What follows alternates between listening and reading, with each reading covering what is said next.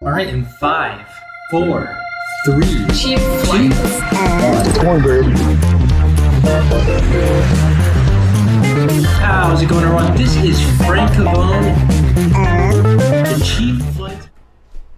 How's it going, everyone? I'm Frank Cavone. I'm here with Brett Porter and our very special guest today, Ryan Murray, for the Cheap Flights and Cornbread podcast. You're watching episode 22 of the Cheap Flights and Cornbread podcast here on Mirth Films. As all of you know, you can watch and listen to the Cheap Flights and Cornbread podcast on iTunes, Spotify, SoundCloud, Twitch, Facebook, YouTube. We got them all. We're still trying to figure out title. Maybe title one day. But Ryan, it's so great to see you, man. What's up? Thanks for having me, guys. Of course. Yeah, we got a lot to talk to you guys about today. And usually we start our podcast each and every single week with how's your week been? How's your summer been so far, Ryan?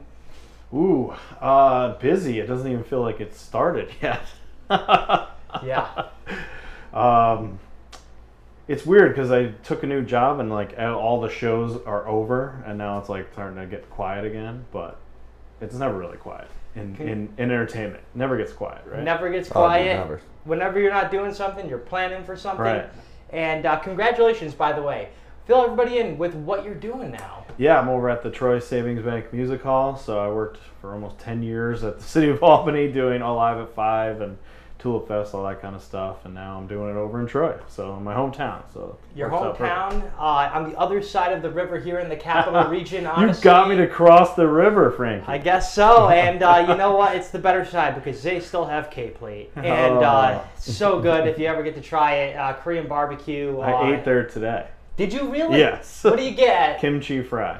The kimchi fry. Yeah, Okay. always kimchi fry. I'll have to try that. I was introduced to Korean barbecue food in general over the pandemic just because of all the restaurants we had here on Lark Street, and blown away. Yeah, there's one in Troy, so. Yep, one in Troy. A great location too. There's actually like an independent video game store over there as well. Oh, it's all part of my like routine. That's part of your routine? Yeah, I gotta go Okay. there. Gotta go there first, and then I get those kimchi fries. I love it. And just to kind of get things going here, how's your week been, man? How's your summer? Dude, you know we're like exactly 8 days into the summer, right?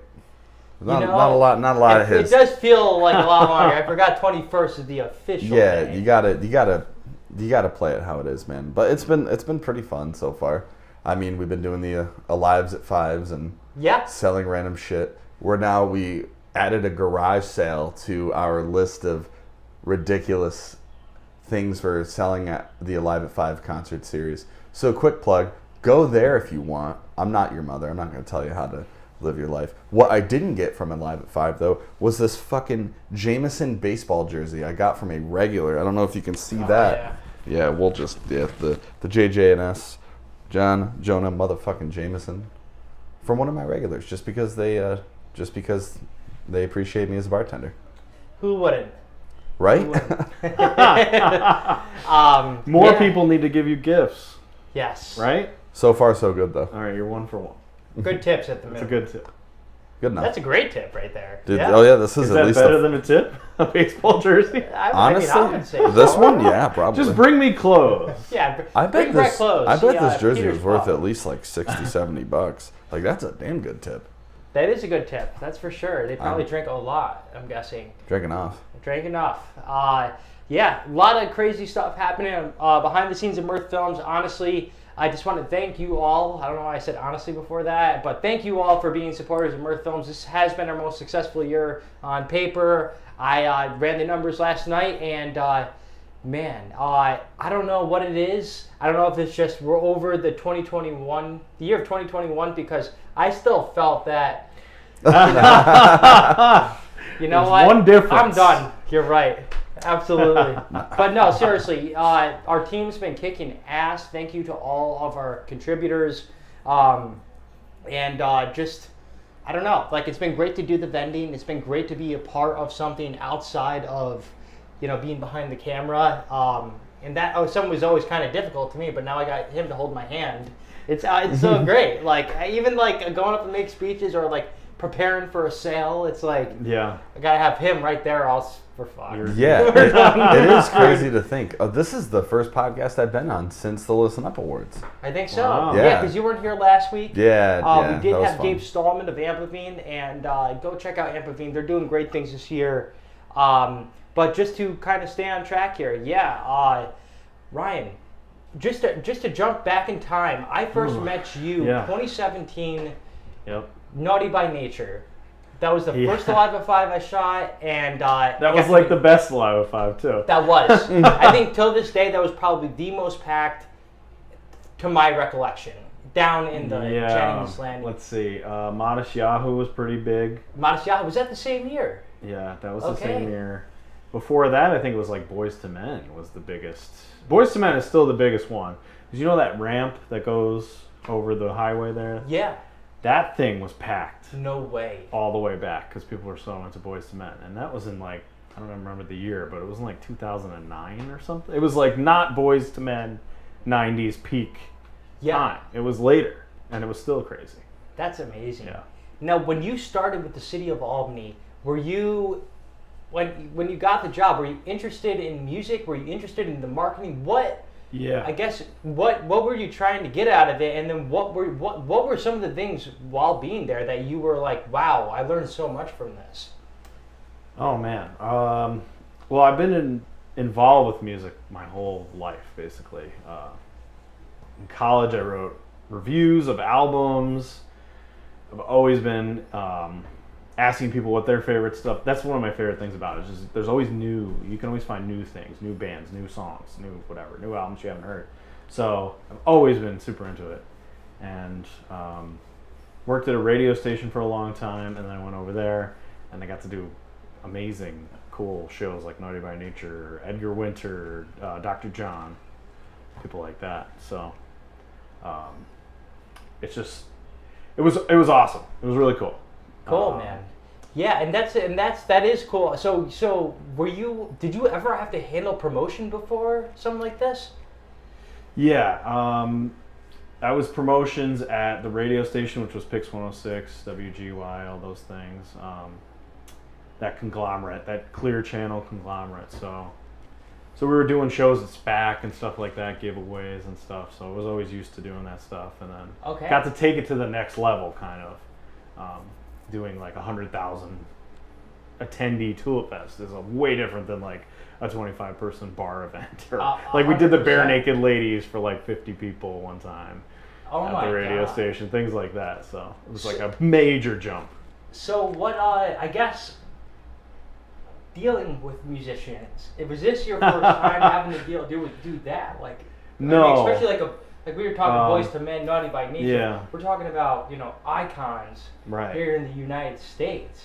Do you have that? I know for my first time dealing with somebody important, you got the nerves, especially if you know them and you know their background. Sometimes to me it's like it helps not to know a single thing about somebody. Sometimes. Yeah, it's way better if you don't like the band.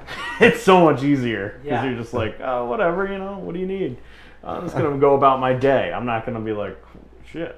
Look at this guy, Naughty by Nature is walking up. What do you say? Like, what you want to be cool, but you don't want to get in their way, So, but I had experience with that before at the radio station. We'd have like Motley Crue would come in and interview, and you'd be like, all right, this is. And you would talk to them, right? Yeah, you get them. I would get them set up. So my job was like make sure the mics were set up and stuff. So you're setting up Vince Neil's mic. Yeah, it's like, all right, this is weird.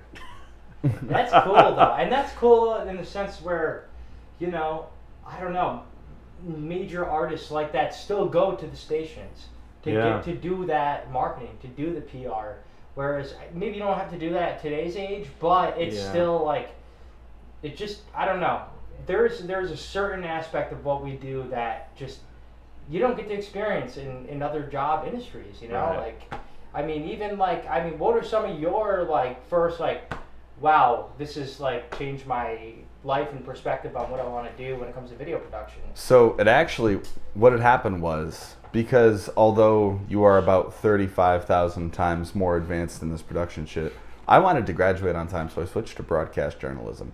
And Peter Ensel from Plattsburgh State had told me, Ryan Leaf, the arguably, like the debate between him and Jamarcus Russell for the biggest bust in NFL history.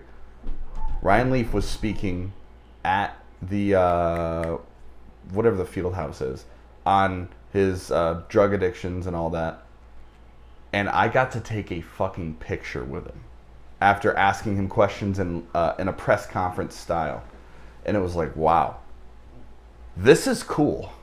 Like, I want to do this all the time.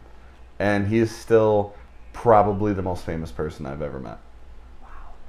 What would you say was your like pinnacle of meeting somebody? So far, because I would say the biggest one was Dr. John for me. Dr. John. Dr. John. Not mix it up with Dr. John. Not Dr. John the Love Prophets. No. I saw them too. They're great. Dr. John, because I'm a huge Last Waltz fan. And he was in the Last Waltz. He played with the band in the Last Waltz. He played. He's not Such a night. Part of the band, or no? He was a special guest. Special guest. So it was like, oh, this is pretty sweet to be in the presence of this guy who's in this thing that I love and watch all the time. Right. He wasn't like the most talk. It was right before he died. He died like 2 or 3 years later. So it wasn't like he wasn't like the most talkative guy, but he was very himself and just like a human Muppet. Because he is a Muppet too.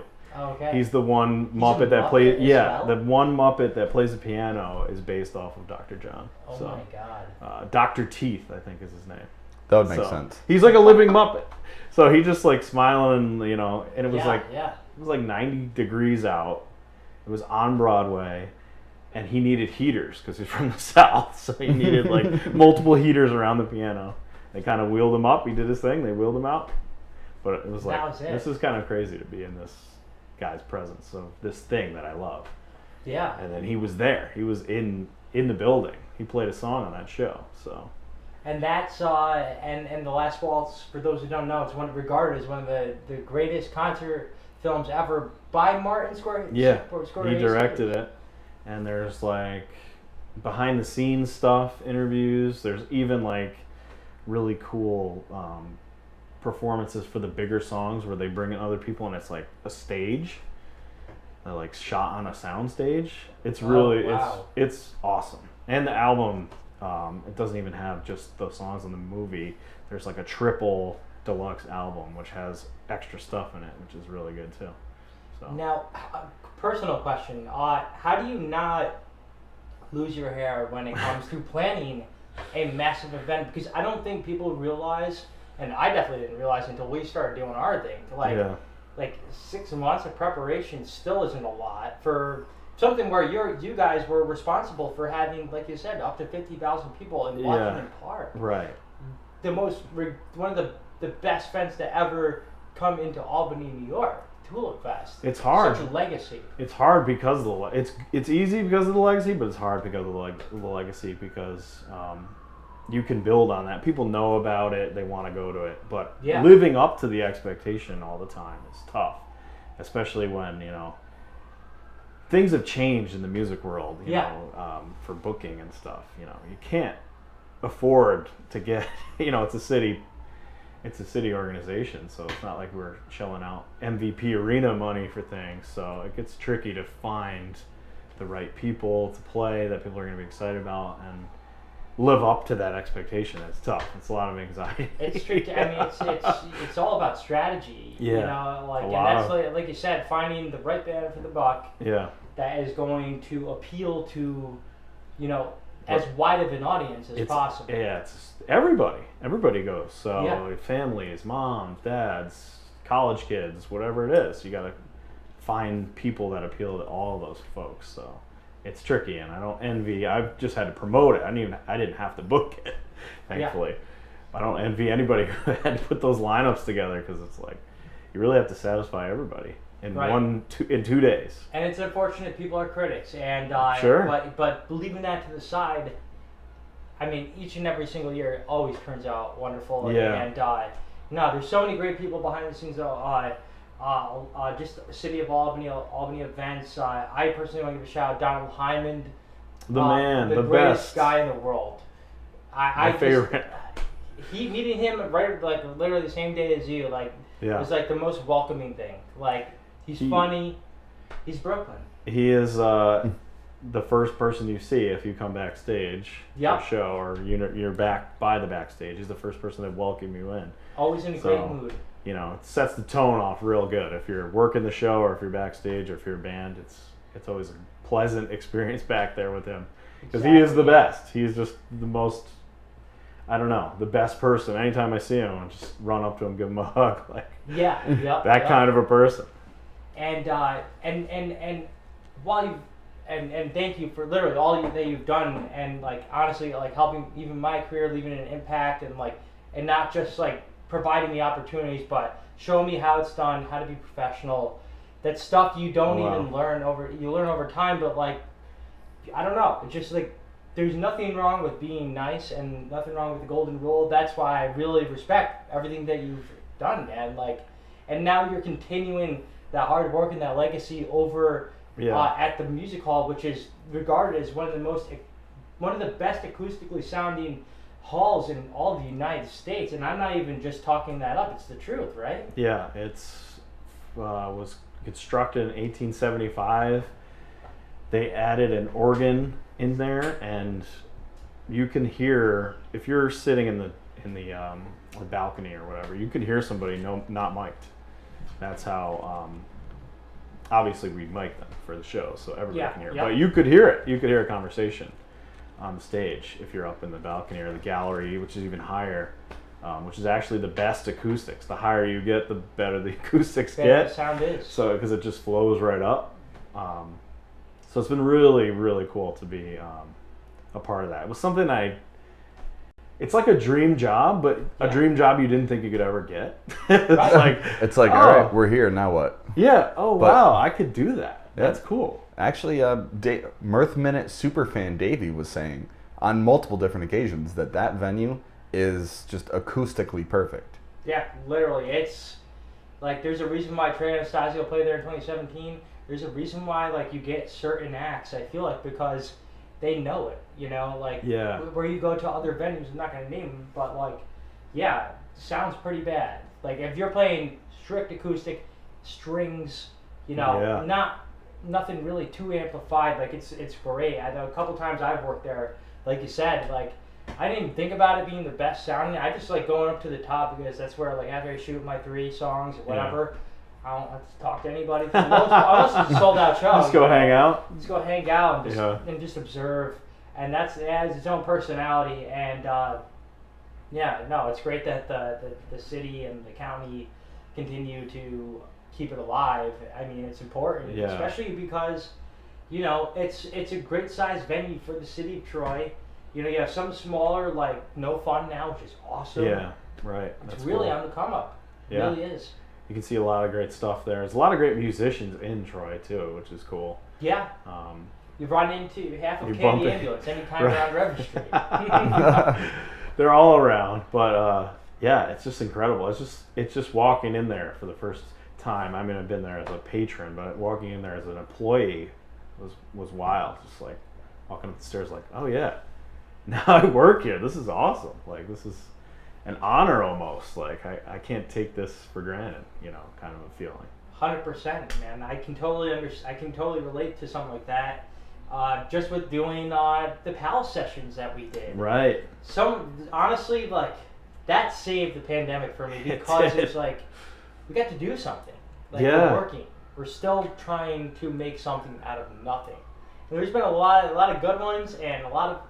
I learned so much, man. They were all fun for different reasons, right? Yeah. So everything was kind of just the shits at that point, you know. Like it was just you didn't know. What was we didn't coming. know if we were gonna get fired. I mean, that was another thing. Like there were rumors of, you know, people are gonna have to be laid off or, you know, whatever. So it's like, all right, well, now's the time to take as many chances and swings as we can, and then we just started saying, like, let's do this.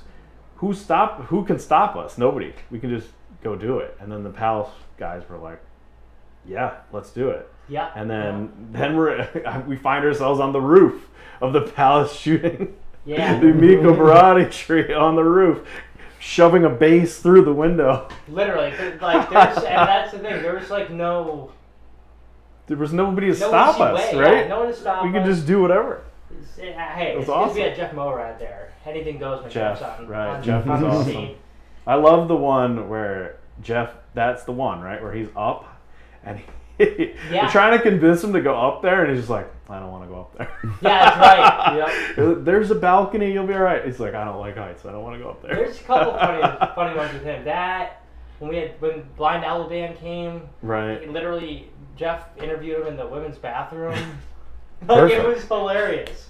Because nobody's ever in the building. It was just like carte blanche, do whatever you want. Yeah, and that's where it's like, okay, after the first 4, it's like, how do we make this different? Yeah. And we've always figured out just a little way to right. tweak it and just improve on the next time. And but to put aside all of that, something that I really like that you do is it's not just about the money for you, because you do your own multimedia stuff, on the side, and that right. and that being podcasts, multiple. Right. Fill us in with the multiple podcasts you've been doing. Yeah. How'd you get into it also? How did I get into it? And also, when are we going to be on your podcast? Oh, you got to do it. We would love to do it. Dude, that would be dope. Let's do it. What happened was I had a kid. Well, my wife had a kid. I didn't birth the kid, but my wife had a kid. And I've been listening to podcasts for years. And I just kind of lost, when you get to that point, everybody kind of gets to that point in their life where they're like, I kind of lost my mojo or whatever. Like, my creativity is kind of gone. I got to do something. What can I do? And I've wanted to do a podcast for a long time. So I just was like, I'm just going to open a credit card and buy this stuff. Yeah. And I'm going to do it. And I'm going to go into debt and just do it because I've always wanted to do it. I've worked at a radio station. I was never on the air, those kind of things. Right. And it's just like the DIY thing. Like, I'm just going to do it. Let's have fun. Let's do it. See what happens. And so my stuff is super weird. It's not like mainstream. One is wrestling, pro wrestling, which I've loved since I was a kid, which I'm sure we're going to talk all about. Yeah. Oh, yeah. Obsessed with pro wrestling. You always have times where you drop off, but I've been obsessed with it. Basically would talk to the guys. My best friends are on the podcast. I would talk to them about it anyway. Like, we are here together talking about pro wrestling for 2 hours. Why don't we just hit record and put this out, And then ended up through that meeting some other guys up in Glens Falls who up that way, and started talking about our love of the TGIF, block, and could we do a podcast on that? Nobody at the time was doing anything like that, and those guys have another podcast too. So we're trying to come up with a way to do it and have fun. So we made it a monthly thing. Like, once a month, we're going to talk about TGIF. We're going to record it. It could be 3 hours, it could be 2, whatever it is. We'll just have a blast talking about these weird shows. Yeah, yeah. So that kind of came from the pandemic, because there was not a lot going on and I had so much free time. So it's like, okay, we're going to start this podcast. And then I started another one, which is sort of on hiatus, about old sporting games and sporting events and stuff, which hopefully will be revamped and come back. But yeah, it's just a huge passion of mine and gives me something to do, creative outlet, Yeah. Be myself completely. Like, the wrestling show is me just completely unfiltered. Have a couple beers, just go.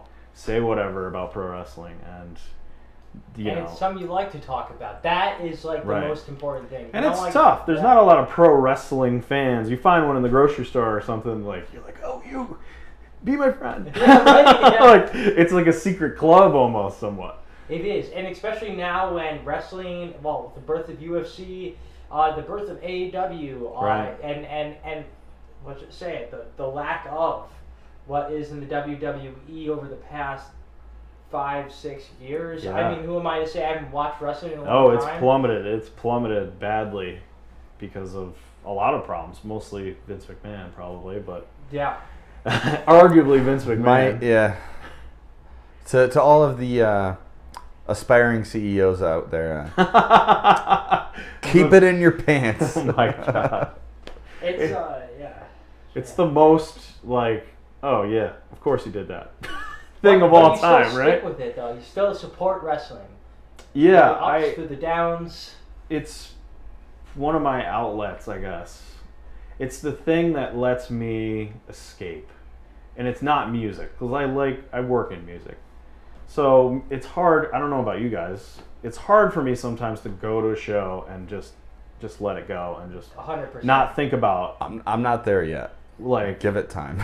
Thank God for video games, that's all I'm going to say. You know what I mean though? Like, yeah. Go to a show and you look at how are they doing the tickets? Oh, what sound system do they have? Oh, okay, what about this? How do they have people coming in and out? That's what I'm thinking about. Like, I'm thinking event manager. How much stuff. are they charging for a vendor slot? Right. Yeah. Who's here? Those kind of things. And I'm not actually enjoying living in the moment. Wrestling is where I turn my brain off, live in the moment, and just forget about everything else. So with wrestling, what was the what got you liking it as a kid? I think it's like all kids. You see the cartoon character like Hulk Hogan. You see that guy, and he's in movies and TV commercials and stuff, and he wrestles, and it's big and loud and colorful and stuff, and that's what sort of got me into it. And then you get into other people, and then you meet other kids, and it was like the golden era of being a wrestling fan too. So everybody was talking about it. All lunch hour. That's all we talk about. We had the toys and all the video games, course, all that stuff. And then right after that, when things started to get a little slow, the Attitude Era comes in, and just right when I'm 12 or 13.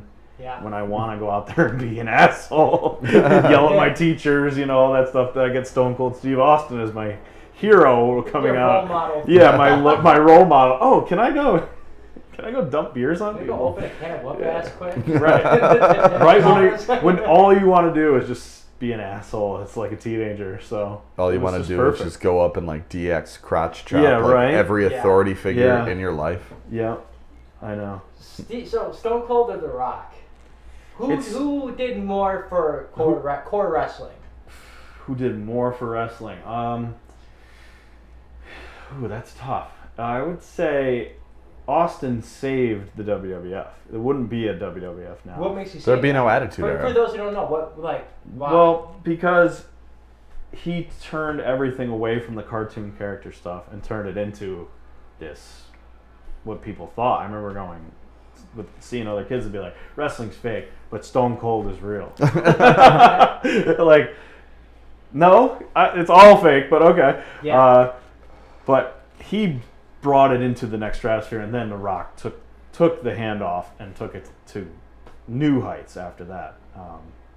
But I think it would never have gotten to The Rock unless Austin did his thing first. It drives me nuts, and maybe this is part of the handoff, but just from WrestleMania 17 to 22, the dark times. I could not stand how the writers took Stone Cold's script.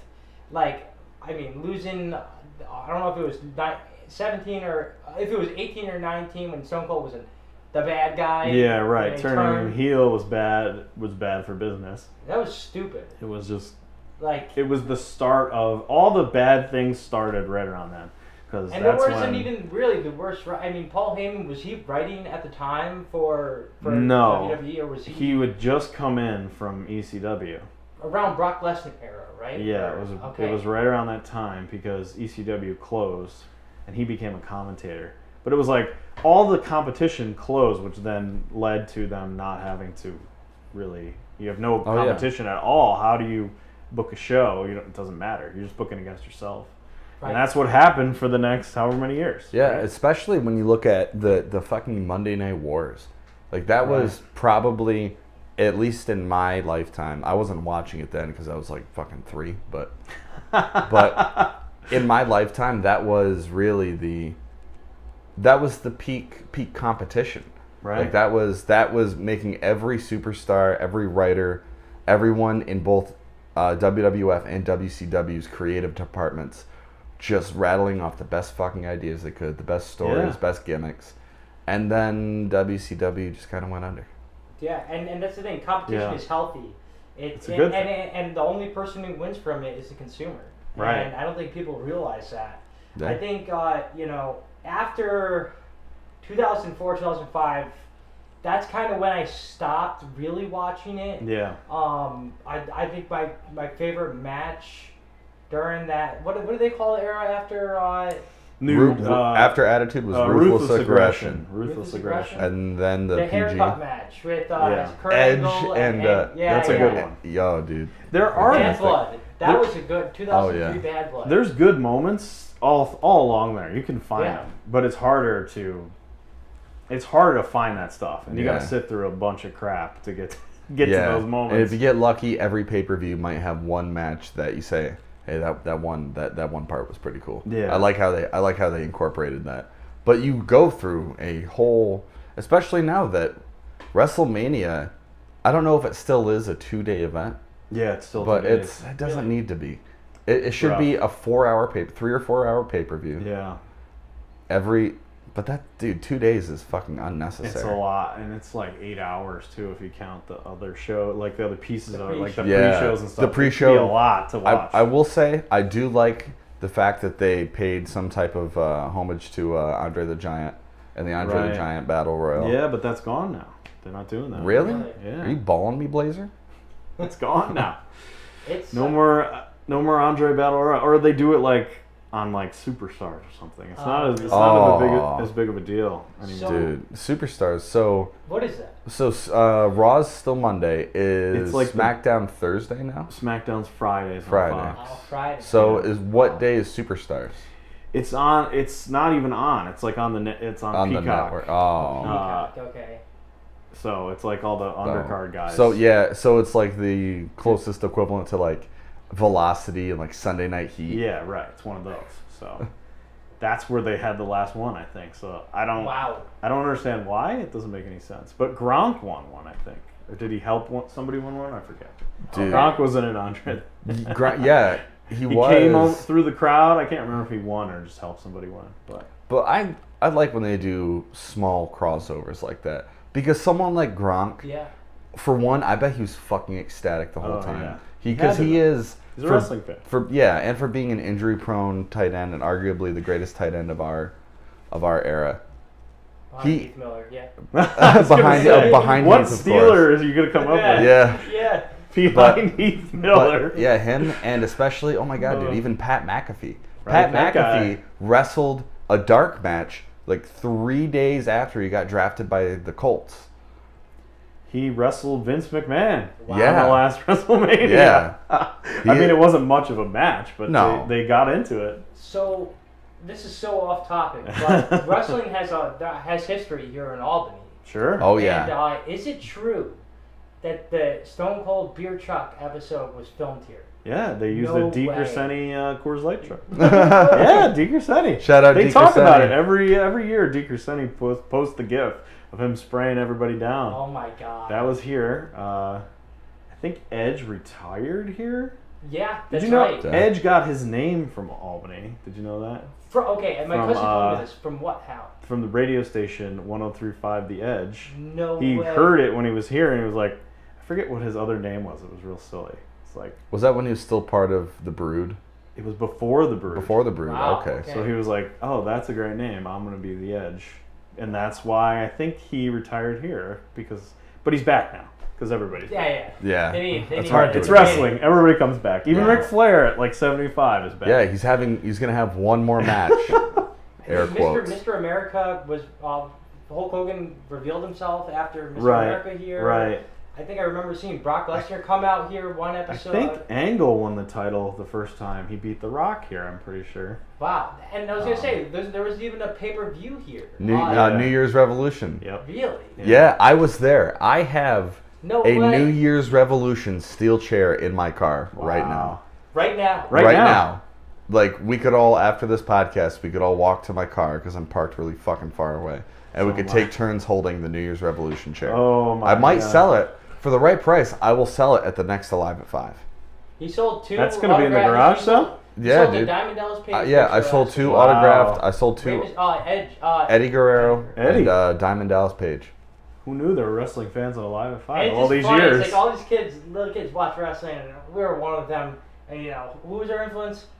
The guys promotes lie, cheat, and steal. You know? Yeah. Come on, it's Eddie, he's the funny to best. say it like that. Yeah. He's the best. And I will say I really loved the writing back then, and like bringing back celebrity cameos. Mike Tyson's cameo, I feel like was probably one of the most impactful cameos. That was nuts. What was the Lawrence Taylor even wrestled? He wrestled in WrestleMania 3. 11? Something Mr. one of T? those. In the main event? Against Bam Bam Bigelow. Yeah. Wow. Okay. Hit him with Some a wacky clothesline stuff. off the second rope. Oh my god. On the podcast, we're doing every Royal Rumble now as a project. We call it Put That Cigarette Out because Royal Rumble 92, Ric Flair won the title, and it was here in Albany. And so we're ranking every single Royal Rumble one at a time, just the matches, not the pay-per-views, just the match. So why put that? Because at the end, me and Gene Okerlund interviews Ric Flair, who has won the title, and he just off camera sees a guy smoking. And he's like, "Hey, put that cigarette out! All right, Ric Flair, what do you got to say?" It's like all in one shot. You, I guess, video games. You say you play a little. Yeah, I finally got a PS5. I haven't really. No way. Congratulations. Finally got Congrats. one. Took me a long time, but tracked one down. What to you is the best wrestling game? I have my own opinions, but what is yours? No Mercy is probably the best video Right, game. you're right. No, I was gonna say that's it right there. But the Acclaim games were not that good. the Acclaim games sucked, but I remember being so fired up for WWF Attitude, which was an Acclaim sequel. yeah. And I remember calling Toys R Us every single Tuesday because that's when video games came out. Oh, okay. And it was before like release dates were really release dates are still really weird in video games. Yeah. So like, oh, Last of Us 2 is going to come out, and then like 6 years later, it's still not out. Is it out? I don't know. And it's half made. Yeah, right. And they're messed up name patches. patches. Right. Yeah. So it's always been kind of weird, but I remember calling Toys R Us looking for that WWF Attitude game because I was so fired up. And they weren't cheap. For those who had an N64, you know already, but like a $70 card. Back then. Yeah, back then. And you brought up No Mercy. For me, what really sunk me, because I did have Attitude, and I had, I think, whatever was before that. Warzone. Warzone. Oh my god, what garbage. There's only like 6 people in yeah. Warzone, and you couldn't save, I remember. No. You couldn't save? Not when you started the tournament to unlock the other guys. You had to keep her going. Power through, and it was brutal. Oh my god. Brutal. Yeah. I just didn't like the controlling. Then they released WrestleMania 2000. Yeah. And I was blown away by the character creation even. I remember I used to print out from GameFAQs.com how to create a certain character. Yeah. And I'd be like, yes. This is so awesome. Yeah, so awesome. I'm going to spend hours trying to get Jericho in there or whatever. Yeah, exactly. You know? Yeah. Other than that, I mean, wrestling games, original Xbox came out. Raw, not the best. Raw 2, love that. PlayStation side of things, SmackDown, Here Comes the Pain. Yeah. Everything after Just Bring It into SmackDown versus Raw, the second SmackDown versus Raw. 2007. 2007. Okay. I loved dearly. That is probably, of all of the WWE games, that's probably the one I put the most time into.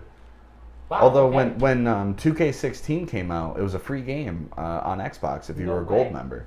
Wow. So I put a shit ton of time into that. I actually wanted to buy that, and I know that the 2K games weren't the best. They're not great. How is it though? Like 220? I feel like just the new one's better because it was like 2 or 3 years of development. So it's better, but it's still not what it should be. Yeah, there's no need for there to be a yearly WWE. I hope that they don't do that anymore. What about Battlegrounds? Any good? WCW Battlegrounds? It's this new wrestling game. Battlegrounds. It's like an arcade-ish wrestling game. Oh, I know what you're talking about. It's on the new systems. Oh, okay. But speaking of that, this is so backwards. But like Legends of Wrestling was a series. Yeah, right. And then there was another one that WWE made that was like all Hall of Famers. Yeah, late that one was fun because it was very cartoony, right? Oh, was jump way off the top rope and like it was Macho and Hogan. I think that's when Macho Man came back into the fold. He was gone for a long time. Wow. Warrior and all those guys just doing crazy moves. Yeah. That was a fun one.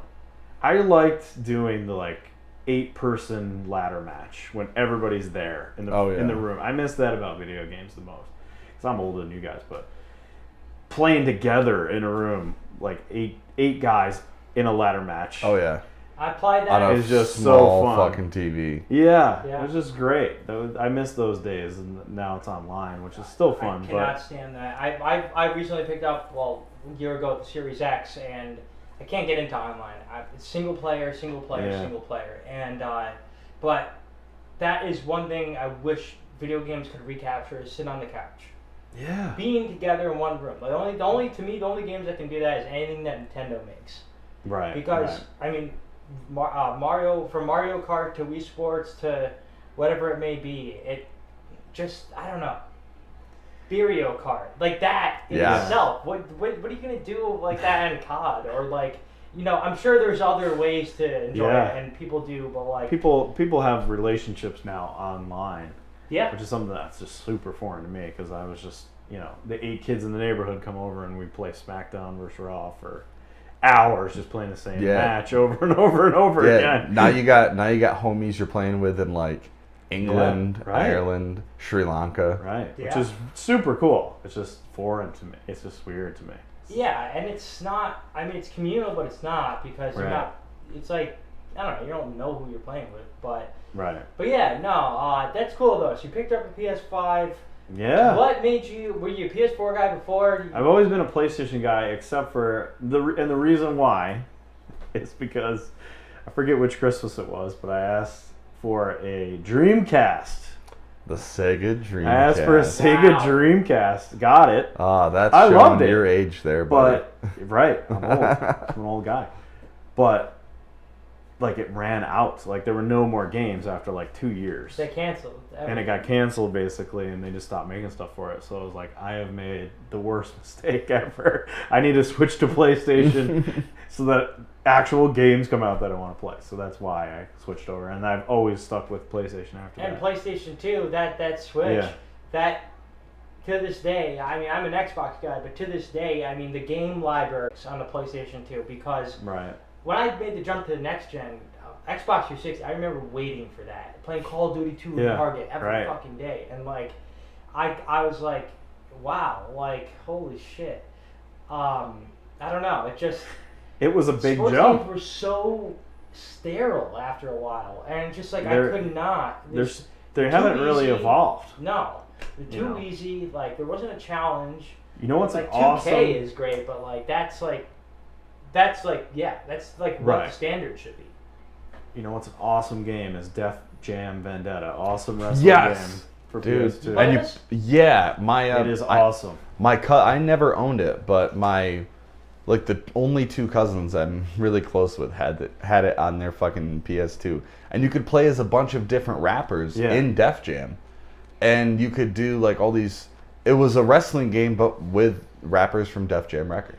So awesome. It was dope, dude. Highly recommend it. If you find a copy somewhere, don't think about it. Buy it. They're out there. They exist. I don't have a PS2. I gotta get one. Again, I used to be the guy because PS2 was when I was in college because I'm old. But I used to be the fixer of PS2s because I like found a YouTube video and figured out how to clean them up and like get them going again because they used to break all the time. The original or the Slims? The original, not the Slim. So people would bring me their PS2s like, how do you fix this again? I had the like tiny screwdrivers. Like, and they were the better ones. Like I had so many friends who had the Slim and like if there wasn't enough pressure on the top, like the game wouldn't spin. Which is stupid. Yeah, it would like rattle in there. Yeah, the other one was a drive. I like the PS2 because on the back, when I first started smoking weed, back in only a couple years ago. A couple of years ago, but I turned 18. There was a hard drive slot. Yeah. It was the best stash spot for me because it's like your parents are not going to check the back of your PS2. No, they don't even know what that is. Like, we buy these games for them. They're $50. This is expensive. I don't even want to look at that thing. And then it's like, okay, yeah, perfect. Thank God that memory cards aren't a thing anymore, though. Because I have hated that. cards getting Yeah. wiped over just years Yeah, of right. you know, All it's that how work, memory yeah. is. All that work And then just disappears. spending inordinate amount of money for fucking 8 megabyte memory cards. You couldn't buy the third party 64 megabytes. And then you start, that was out for so long, you start filling them up, and you're like, all right, now I got 6 memory cards. Games are getting bigger, and then, you know, Right. like Xbox did it right the first time. They were the first system to have a built-in hard drive. Yeah, I think it was right. 8 gigabytes. Wow. But I remember, like, there were some games my cousin could play on PS2. I couldn't play on my Xbox. I was jealous. Like, I was Yeah. like, I gotta get a PS2. Just because, like, one example, there was this wrestling game back in the day, like Twisted Metal, Crush Hour. WWE Crush One Hour. of the best games I've ever played So to fun. this day. WWE So, yeah, you Crush Hour. just ride around like on a chariot with like Hulk Hogan just like blowing up other vehicles. It's As so you sick. know, that's the best. Riding around on a chariot. with Yeah, Hogan. I mean Uh, that bringing back like, you know, hey, like it's hard to focus at a concert. yeah. Like I'm the same way. It's like if I don't have my camera on me, number one, I may not even go. It's just Yeah, like in right. my nature, you know, and that's Right. where like last year while we were in the pandemic, a couple of years while we're still Yeah, doing right. all the event stuff, I was like, shit, I gotta find a hobby where I'm really gonna just stay in this burnt out cycle. And then I Yeah. got my friend was like, yo, we got a Series X at Best Buy, you want it? Well, I'll save it for you. And I was like, yes. Yeah. Bought it and then like just fell in love again. And like Right. since then, like just like been playing through game libraries, like beat every single Call of Duty -3 in like the past 2 months. Like Nice. even some of the newer games. Like I don't know if you're a Marvel guy. Yeah, love it. Guardians of the Galaxy is one of the best games I think I've played Really? in like the past 5 years. If Okay. you like Final Fantasy games, it has a little bit of RPG elements, but still actiony. That's cool. You don't have to be a fan of Marvel. I just really had a great game experience. And then Cyberpunk. Cyberpunk got so right. much flack. One of those games that, you know, screwed up, didn't come out the way it should have, but then they released that patch like 6 months ago, saved the game. The storytelling in that game's amazing, and there's like you brought up Last of Us 2. I mean, Yeah. that is like, you turn that into a movie, that's gonna be like an Oscar. I remember playing Last of Us 1 and being like freaked out. Legit freaked out. Really? Yeah, because there's this one level where you're in a tunnel, I think. It's towards the end. You're like in a tunnel and all the monsters are coming at you and there's really nowhere to hide. I remember being legitimately like in a dark room freaked out like, holy shit, a video game is doing this to me. This is crazy. Yeah. I will say, it's probably one of the most enjoyable podcasts. We're already 45 minutes into this. We beat Yeah. the lowest record? All right, We beat good. the lowest Dude. record. Nope. I'm not going 24 No hours. burnout yet. Sometimes it's like, you know, everything's about the musician. Everything's about, or like we try to come up with the topic and it just, you know, kind of goes to Doesn't the all- yeah. wayside. But this is like, I don't know. There's Trying to talk there's to a lot somebody on the about bone. wrestling Yeah. and about just, man, video games. I don't think there's been a single person that came on here who plays video games. Wow. And it's one of our things. Doug. Usually, like, we wrap up our podcast with, you know, what we've been consuming, and now we add video games. Usually, I'm the only one talking about it, unless you're playing Halo Infinite that week. Yeah. Or yeah. whatever, you know, coin-operated game at the bar. But No. Until Quick Draw becomes a New York State sponsored video game. Oh, I Man. love it.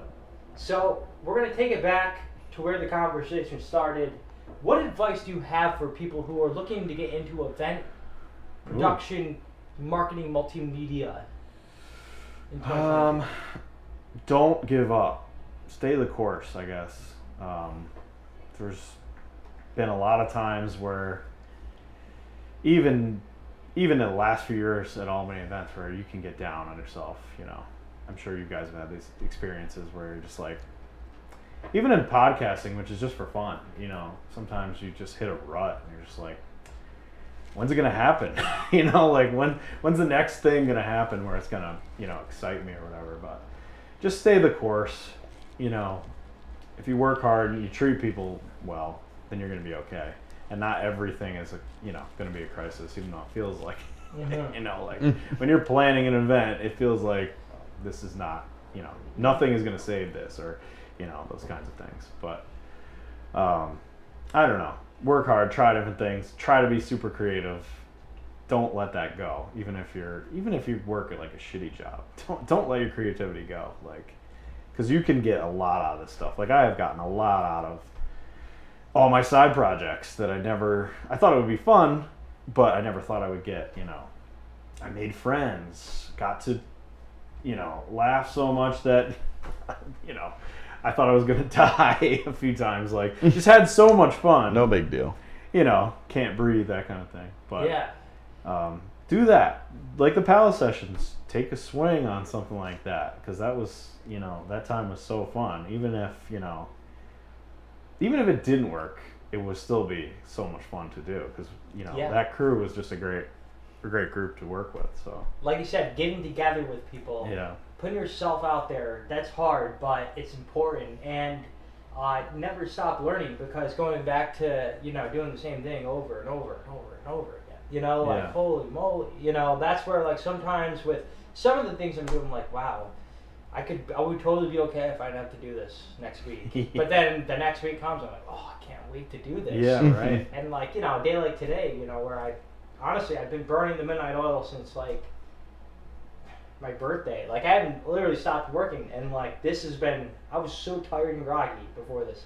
Now I'm, like, hyped. Yeah, right. That's what could change your day. And, like, it's not even like making money or getting 10,000 listeners. Not even that so much. It's like having a great joke or a great segment or a great a great show, or things like that. Just having fun is so rewarding. Even though, like, there's been times where I've had to edit multiple podcasts in a weekend, watch multiple things for that, still do my real job, still take care of my actual family, human beings that I have in my house, and then I'm like, it's like Sunday night at 1:00 in the morning, and I'm watching, a pay-per-view on one screen, editing a podcast on another screen, trying to write the show on another pad of paper for the next day, and I'm like, is this worth it?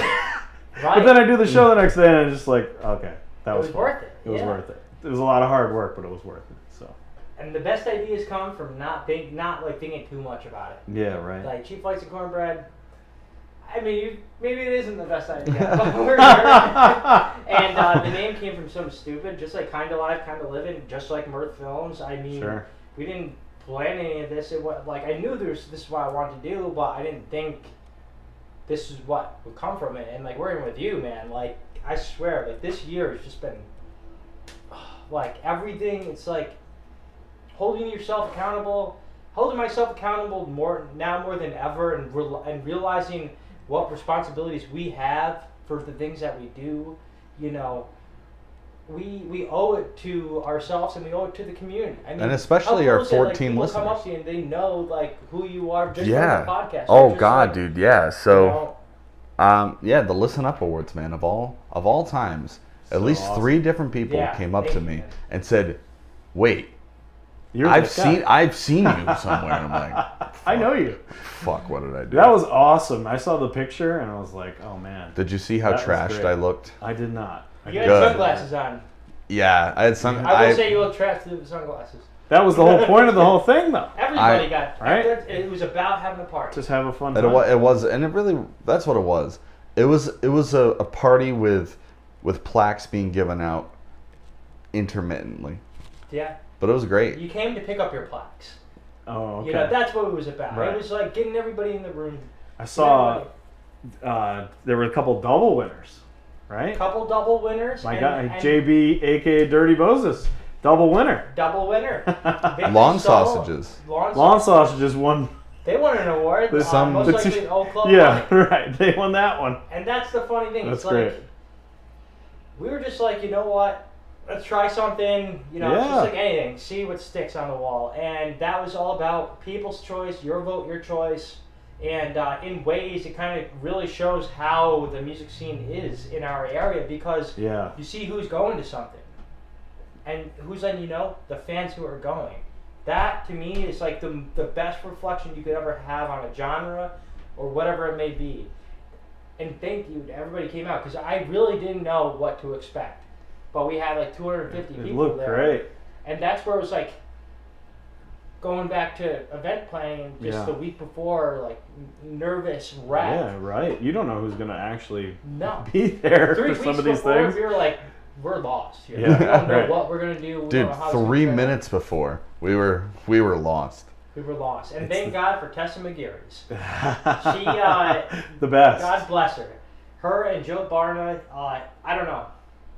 There was a lot of great things said on stage that night, and yeah, it's just really cool that people actually wanted to come and enjoy it. Like, and that meant more to me than anything. You know, whatever. We could have had 2 people there. It would have been great, you know. Yeah, And right. people at Lark Hall are just amazing people for even letting us do it. Thank you, Justin and Jen. Yeah, so that's where, like, event planning, I was like, wow, we have 2 events this year. One we can't talk about, but 2 events this year, and it's like, how do I live? How do I still, like, run my business, Right. deal with my shitty landlord, and, you know, like, just be a human being and enjoy myself? And that's where, you know, thank God for video games. Yeah, And good stuff. with that case, we're going to go through what we've been consuming this week. We're going to go down the line. What have you been watching? What have you been listening to? What have you been playing if you play video games? Which, in case, thank God you do, because you're the first guest who finally did. I've been playing, not enough of, but I've been playing Hitman 3, which I am comically bad at. I'm so bad at sneak around games. It's like a Splinter Cell style game, right? Yeah, you have to like sneak up and murder people basically and not draw a crowd. And I'm so bad at it. It's like comically, just I'm like in a basement by myself laughing at how shitty I am at the game. But it's so fun. It looks amazing, and I gotta get playing more. What have I been consuming? I watched that Obi-Wan Kenobi How was series. that? I gotta ask.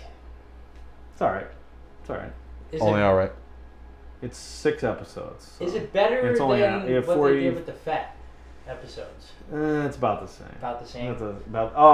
Doctor Strange. I finally got to watch Doctor Strange. Such a good movie. Holy shit, that was good. That was real good. And now Thor's out. Yeah, I still right. gotta This see weekend. that. Oh, it's out this weekend.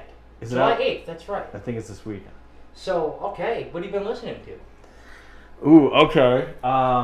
So you know this, but I am a massive Wolfpack fan. That's my favorite current thing, and they have many offshoots. And the thing I'm listening to now is this weird thing they're doing, which is just keyboards and like other instruments called Wolfman, which is just the keyboard player from Wolfpack playing with different people. It's super out there and weird, but I listen to that. I like that Black Keys record, the new Black Keys new one? record. Okay. Also, Khruangbin. I don't know if I'm saying that right. Krangbin. Khruangbin? I think that's it. Kramer? Kramer? You would love these guys. They are fucking Trey sang with awesome. them. Yeah. They're so good. So, and it's perfect for like when you're working or editing or running, whatever. I don't run, but Yeah. it's like great background music. And they did a whole thing with Leon Bridges, which is real good. That's cool. Yeah. So I will say, back to Voltpack, Fearless Flyers. yeah, Love that. the best. They're awesome. So good. What about you? What about you, man? Well, watching, Taylor and I just started watching this series on Netflix. It's called something along the lines of The Woman in the House Across the Street from the Woman in the Window, or something like that. And without providing too many spoilers, the main protagonist, she lost her daughter in some fucked up accident, and now she's a massive alcoholic mixing red wine with SSRIs. And what I like about it, and what I also don't like about it, is that you don't know what's real and what's just in her fucking head, and you're just sitting there at the end of every episode like, did anything actually happen? But we're only 3 episodes in so far, but it's pretty fucking good. Highly recommend it. Like you said, man, true crime is for lovers. And for bedtime when you're tired. yeah, I played 1 game of Halo Infinite last night as I got out of work, because I wanted something to jog my brain as I was writing episode 4 of Classless Bastards. And then I did so horrendous. It's like, nope, that's enough. We're good. I get it. I know what I need to do now. I started writing. Listening, though, I hate pop punk. I find it to be just a schmear on punk. and the fact that it's a derivation of punk is something I can go on forever. Sid Vicious and all those people Johnny Rotten are perpetually disappointed whether or not their dead bodies would like to admit it. But on the way here, I had the just craziest 3-song lineup. It started off with Llama by Fish, into Lifestyles of the Rich and Famous by Good Charlotte. Wow. That's a great album, I want to say. Yes, and that's a great fucking song. Yeah. It was. And then as I was pulling in and parking, Cool Thing by Sonic Youth. Okay. Just that 3-song lineup, and then Spray by Candy Ambulance started as I shut the car off. And although I wanted to sit and listen to it, I was already running late, so I had to get out of the car. But yeah, that's been my music intake as of late. That being said, Candy Ambulance blew the doors off Alive at 5.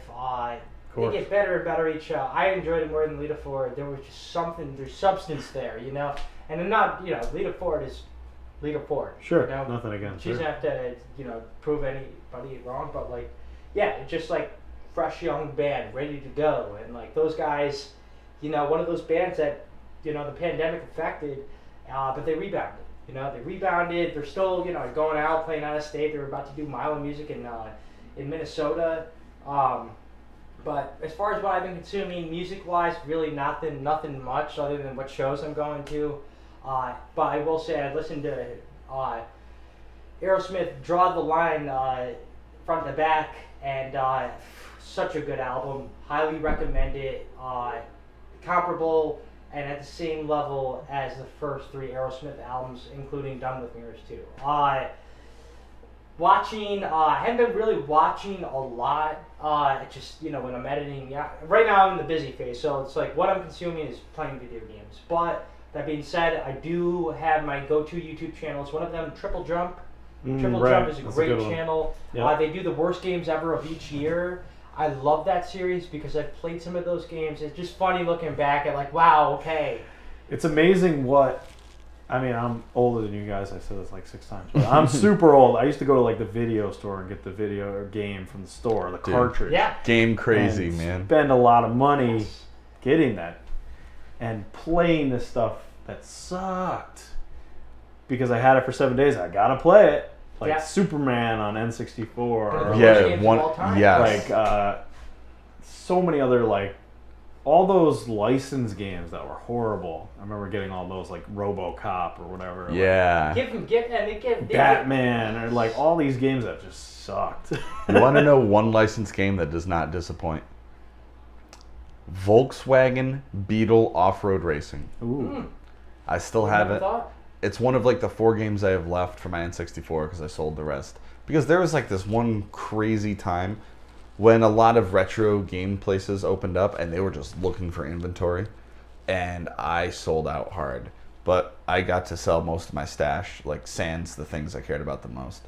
Right. But I kept Volkswagen Beetles Off-Road Racing, That's funny. GoldenEye, Killer Instinct, and some other fighting franchise game.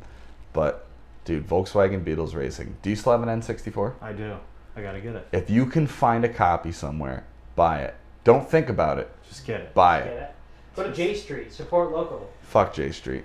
Are they still in business? There's 3 open. Dude, so my J Street story.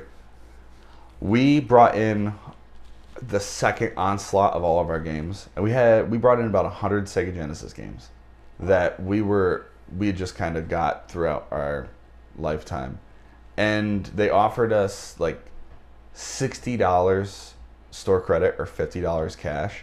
It's wait a minute. And we're thinking, okay, well, we don't want to throw all these back in a box and go back out to our car. But I thought about it more. It's wait a minute.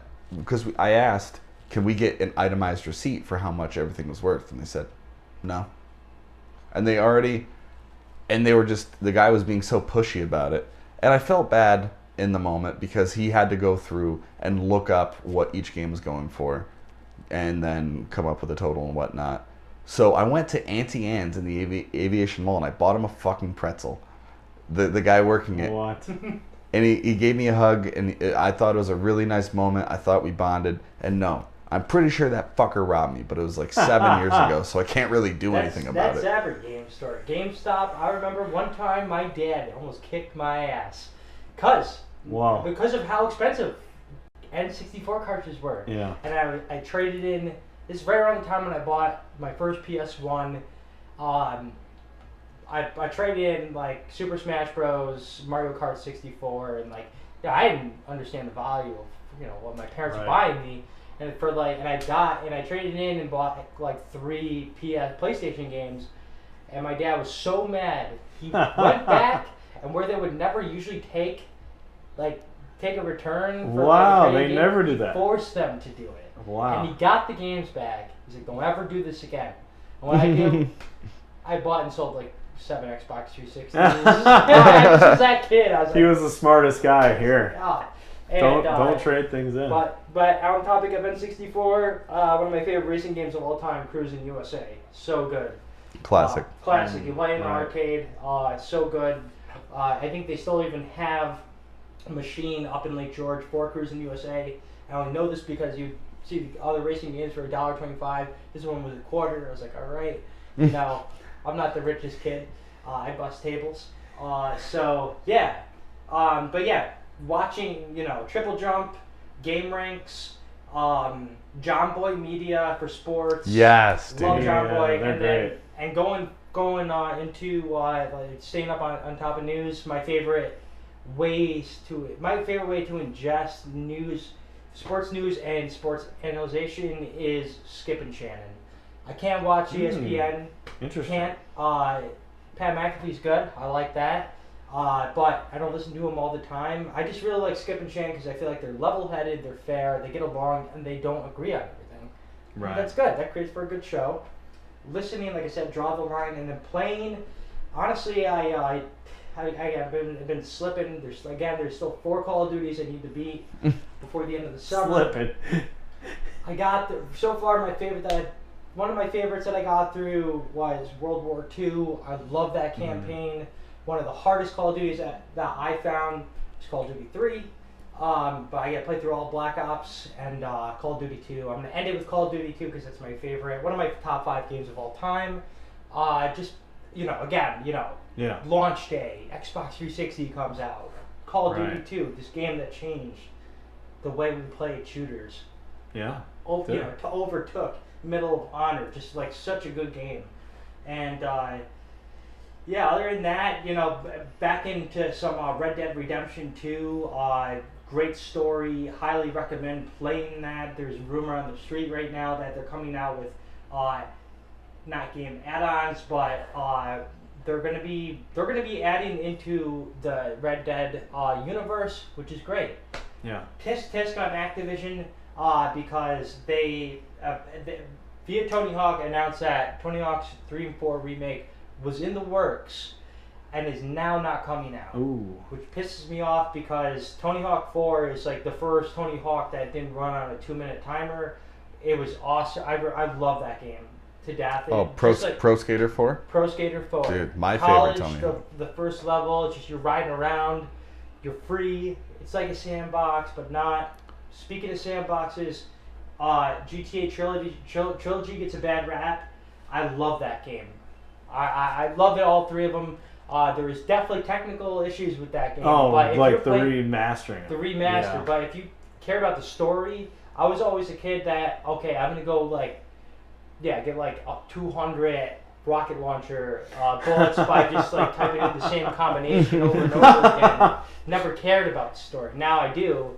And so it's cool to play through that. Also, Rare Replay Collection.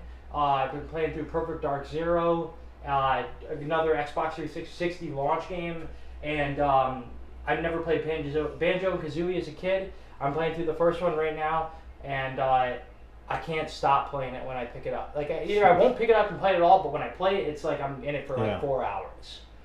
And there's a lot to do in the game. That would be cool if they remastered that or just did a real game add-on. It's not like Ukulele, which also was a really good game.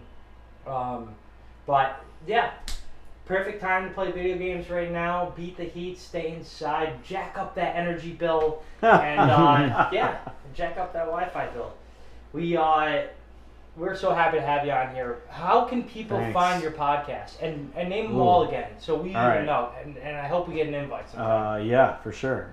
If you like wrestling or you want to be involved in the cuckoo world of that crazy world of pro wrestling, it's Nation of Conversation on all platforms.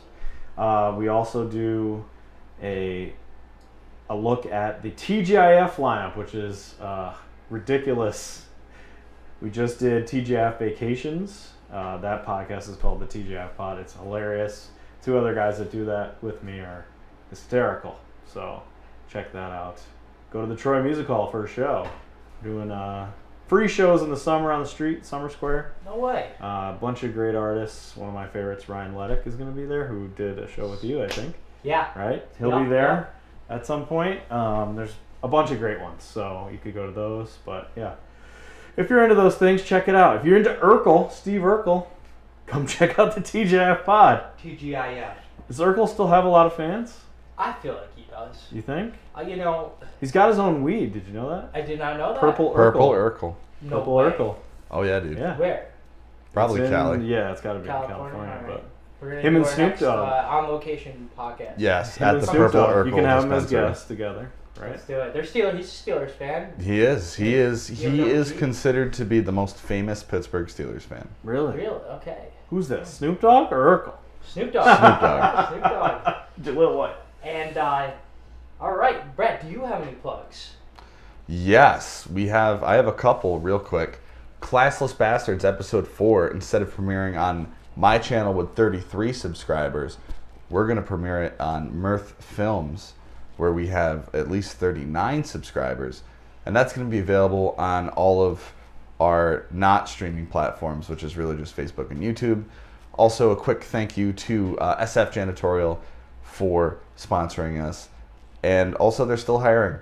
Stress-free cleaning. It's an easy job. I did it for 3 years. Very nice people, very understanding. If you have a driver's license and you know how to hold a vacuum, you're 2/3 of the way there. Hit them up, look them up however you can. And I think that's all I have, except come to Peter's if you guys are bored Sundays and Tuesdays. It's been pretty fucking dead. Best wings. Best wings. Wings Falls. That's Say that now that I tried it. Yes, Really, yes. They're that good. After many moons of me, Farm raised. oh yeah, local butcher. Yep. That's all I got for plugs. I got a few plugs, but before I do that, I want to give a big shout out to Goose, the band. Goose just sold out 2 nights, Radio City Music Hall. These are the same guys I've seen open up for Formula 5 years ago to like 7 people. Wow. And they got the torch past them, the jam band torch. You got Grateful Dead, you got Fish. We always wondered who's the next. And what happened? Trey Anastasio sat in with a whole set at Radio City Music Hall. Wow. Monumental, probably the most monumental thing to happen in jam band since Fish played MSG in 1995. So big shout out to those guys. Also, I do want to say, if you're going to be at Peach Music Festival this weekend, seeing Goose and seeing Trey Anastasio band, come say hello. I will be there. Come find me. I'll give you a sticker. Very excited to go to my first Peach Music Festival. Come find us next week.